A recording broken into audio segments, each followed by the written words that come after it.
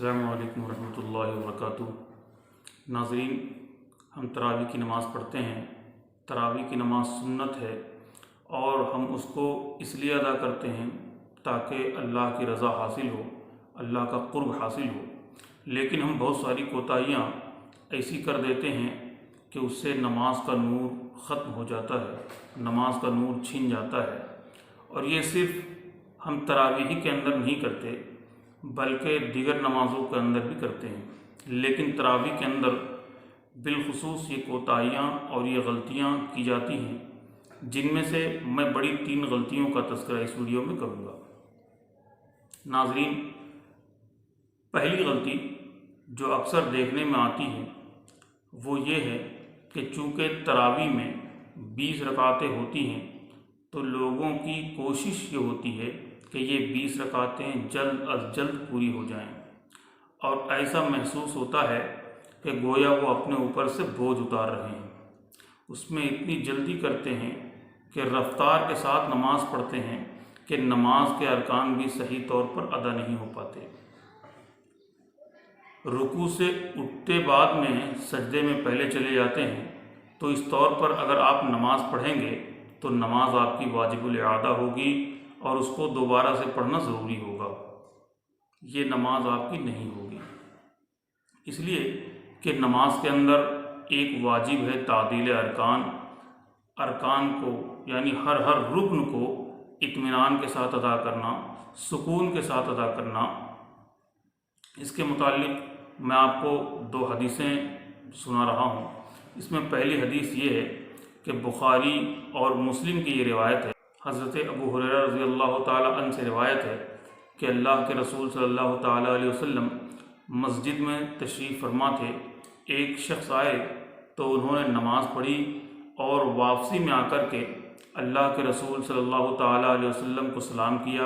اللہ کے رسول صلی اللہ علیہ وسلم نے فرمایا، جاؤ تم نماز دوبارہ سے پڑھو، اس لیے کہ تم نے نماز صحیح سے ادا نہیں کی ہے۔ وہ دوبارہ سے جاتے ہیں، وہ دوبارہ سے پڑھ کے آتے ہیں، سلام کرتے ہیں۔ پھر آقا علیہ الصلوۃ والتسلیم نے یہی فرمایا، 3 مرتبہ آپ نے یہی حکم دیا۔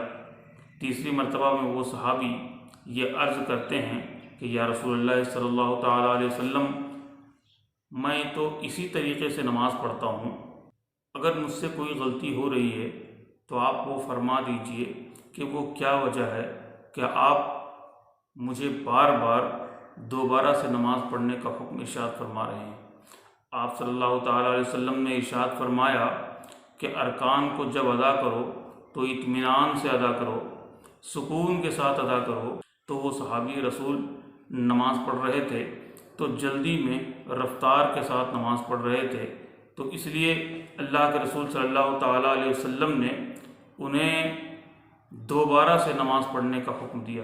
اسی طرح ایک روایت میں ہے کہ اللہ کے رسول صلی اللہ تعالیٰ علیہ وسلم نے ارشاد فرمایا کہ سب سے بڑا چور وہ انسان ہے جو اپنی نماز میں چوری کرتا ہے۔ صحابہ نے عرض کی، کیف یا رسول اللہ صلی اللہ تعالیٰ علیہ وسلم، اللہ کے رسول صلی اللہ علیہ وسلم، نماز میں کوئی انسان کیسے چوری کر سکتا ہے؟ آپ صلی اللہ تعالیٰ علیہ وسلم نے ارشاد فرمایا، الذی لا یتم رکوعہ ولا سجودہ، کہ جس سے رکوع اور سجدے تام نہیں ہوتے، صحیح طور پر ادا نہیں ہوتے، وہ انسان نماز میں چوری کرنے والا کہلاتا ہے۔ یعنی ہم رکوع کر رہے ہیں تو ٹھہرتے ہی نہیں، سجدے میں ٹھہرتے ہی نہیں، تو اطمینان کے ساتھ نماز پڑھنا چاہیے، سکون کے ساتھ نماز پڑھنا چاہیے۔ یہ محسوس نہیں ہونا چاہیے کہ کوئی بوجھ ہے، ہم اسے اپنے اوپر سے اتار رہے ہیں۔ تو اللہ کی عبادت کریں تو شوق کے ساتھ کریں، ذوق کے ساتھ کریں، تاکہ یہ نماز اللہ کی بارگاہ میں مقبول ہو، کیونکہ اللہ رب العزت ہمارے ظاہری اعمال کو نہیں دیکھتا، وہ ہمارے دلوں کی کیفیت کو دیکھتا ہے۔ دوسری چیز جس میں اکثر لوگ غلطی کرتے ہیں وہ یہ ہے کہ نماز کے اندر تراویح میں خاص طور سے بہت تیزی سے قرآن پڑھتے ہیں، اور اتنی تیزی کے ساتھ قرآن پڑھتے ہیں کہ بعض دفعہ حروف بدل جاتے ہیں، حرکات تبدیل ہو جاتی ہیں، لفظ کچھ کا کچھ ہو جاتا ہے، تو اس طرح قرآن مقدس پڑھنا یہ ناجائز و حرام ہے، اور نماز کے اندر خصوصاً اس طرح سے پڑھنا یہ ناجائز و حرام ہے۔ اگر نماز کے اندر اور تراویح کے اندر اس طرح قرآن مجید پڑھا گیا کہ حروف و حرکات ہی تبدیل ہو گئے تو بعض دفعہ نماز فاسد ہو جائے گی اور اس نماز کو دوبارہ سے ادا کرنا پڑے گا۔ اس لیے اتنی تیزی کے ساتھ قرآن نہ پڑھیں، اس لیے قرآن نے خود ہی اپنے پڑھنے کا طریقہ بیان کیا ہے۔ قرآن نے کہا ہے ورتل القرآن ترتیلا، قرآن کو جتنا بھی ہو سکے ٹھہر ٹھہر کر پڑھنا چاہیے، کیونکہ یہ کسی معمولی بندے کا کلام نہیں ہے، بلکہ یہ اس ذات کا کلام ہے جس نے کائنات کو پیدا فرمایا ہے۔ ظاہر ہے کہ جب اتنی عظیم ذات کا یہ کلام ہے تو اس کو آرام کے ساتھ، سکون کے ساتھ، اطمینان کے ساتھ ٹھہر ٹھہر کر پڑھنا چاہیے۔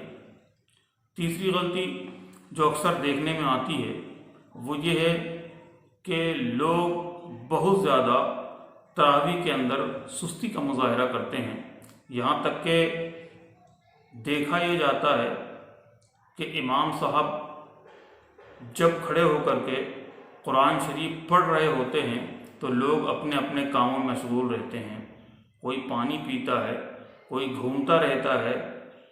جیسے ہی دیکھتے ہیں کہ امام صاحب رکوع میں چلے گئے فوراً آ کر کے شریک ہو جاتے ہیں۔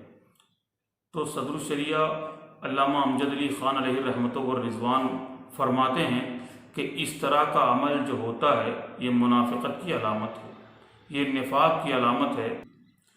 قرآن نے منافقین کے بارے میں کہا ہے جب وہ نماز کے اندر کھڑے ہوتے ہیں قاموا کسالی، تو وہ سستی کے ساتھ کھڑے ہوتے ہیں۔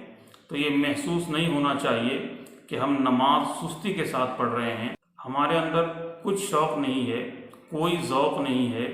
اس طرح سے اگر ہم نماز پڑھیں گے تو یہ ہمیں بہت بڑا خطرہ ہے کہ اللہ کی بارگاہ میں یہ ہماری نماز مقبول نہ ہو، ہمارے منہ پر مار دی جائے۔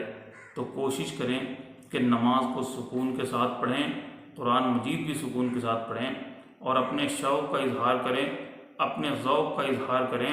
اللہ کی عبادت کریں تو دل سے کریں، لگن سے کریں۔